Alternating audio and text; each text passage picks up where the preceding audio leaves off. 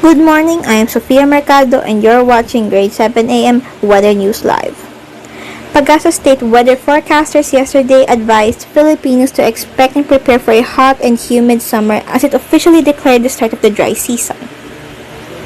Pagasa Administrator Vicente Malano stated that the recent analysis indicated the retreat of the high-pressure area over Siberia, weakening the associated northeasterly winds and decreasing sea level pressure in the country. Citing the cold and dry air of the northeast monsoon and the easterlies or warm air coming from the Pacific Ocean, Malano said such conditions signify the termination of the northeast monsoon and the start of the dry season and warmer conditions.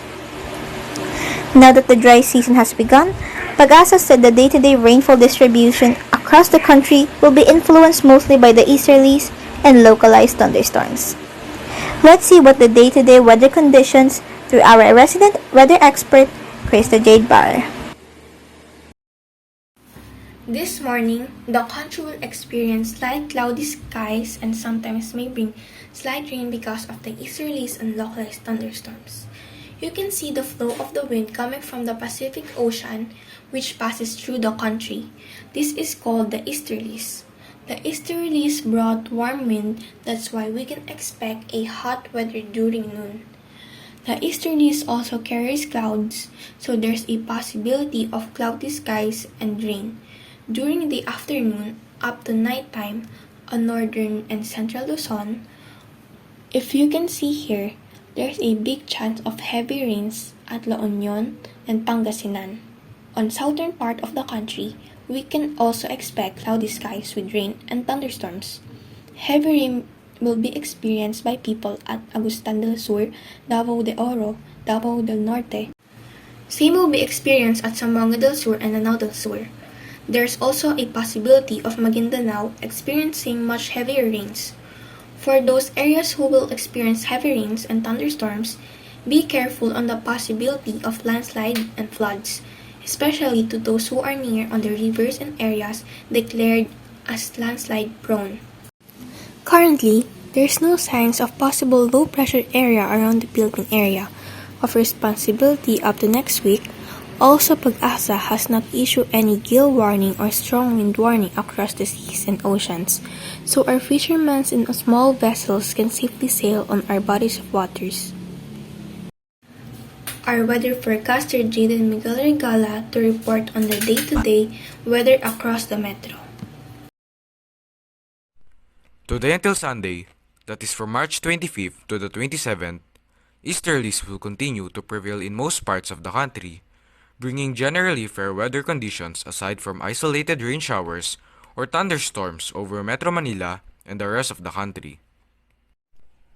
By Monday until Wednesday, that is 28 to 30 of March, cloudy skies with scattered rain showers are expected over the extreme northern Luzon due to the northeasterly surface wind flow. Meanwhile, the easterlies will continue to prevail over the rest of the country that will bring warm and fair weather conditions apart from isolated rain showers or thunderstorms over Metro Manila and the rest of the country. By Thursday until Friday, that is from March 31 until April 1, the easterlies will be the dominant weather system to affect the country. Metro Manila and the rest of the country will have fair weather conditions apart from isolated rain showers and thunderstorms. The country's temperature during the outlook period will be highest at 35 degrees Celsius and will have its lowest at 25 degrees Celsius. Throughout the outlook period, no tropical cyclone development is expected, and this outlook will be updated if significant changes in the weather scenario occur. By the way, did you know that the Philippines does not have summer weather? Here's Nisha Aramsho to tell you why on her weather trivia. Welcome back to another episode of Weather Trivia. As what Jaden said, the common term summer used to describe the season from March to April doesn't apply to the Philippines.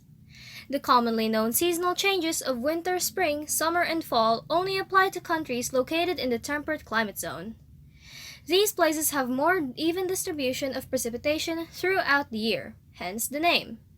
According to Pag-asa, the country only experiences two major seasons: rainy season from June to November and dry season from December to May. These are the subdivisions for the dry season.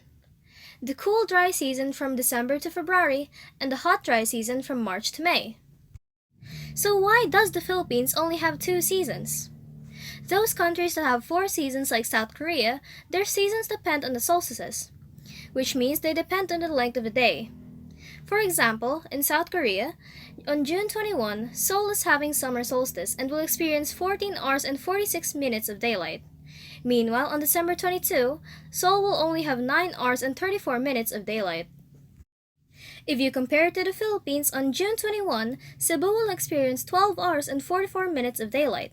Meanwhile, on December 22, it will have 11 hours and 31 minutes of daylight. There's not much difference as compared to that of South Korea. Because the Philippines is in the tropical zone, the seasons are not determined by the amount of daylight. Rather, they are determined by the amount of rainfall, which varies throughout the year from one part of the country to another because of the seasonal variation in the prevailing wind patterns. Now that you know, it's time to enjoy the dry season of the year. Visit the wonderful beaches of the country and enjoy the heat. See you next week on the next edition of G7 AM Weather News Live.